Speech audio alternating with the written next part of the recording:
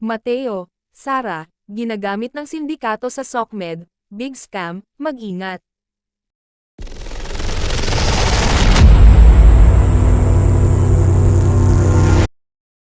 May bagong scam na kumakalat ngayon online na sangkot ang celebrity couple na sina Sara Geronimo at Mateo Guidicelli.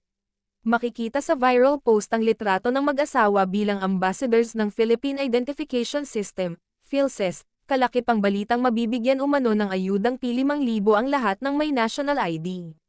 Para sa kaalaman ng marami, taong 2021 pa nang maging ambassadors ng PhilSys sina Sara at Mateo.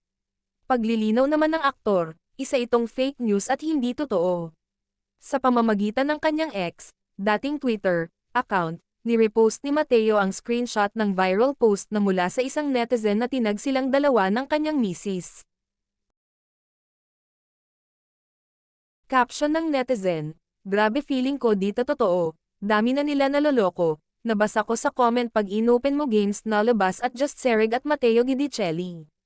Babala naman dyan ni Mateo, big scam. Please be careful." Sa isang separate post, nag-reply ulit ang aktor sa isang fan na nagtatanong kung legitimate ang viral post. Sagot ni Mateo, "Scam.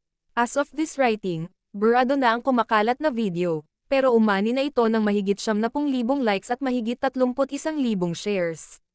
Kamakailan lang, nasa California ang mag-asawa upang dumalo sa Billboard Women in Music Awards kung saan personal na tinanggap ni Sara ang parangal na Global Force Award. Para sa hindi masyadong aware, ang batikang Pinay singer ang kauna-unahang kinilala sa nasabing award. Maliban sa kanyang speech, ibinandera rin ng popstar royalty ang kanyang pasasalamat para sa lahat ng umalalay at sumuporta sa kanyang karera, lalo na sa kanyang mister na nagbigay ng lakas ng loob sa kanya upang personal na mag-attend sa nasabing awards ceremony.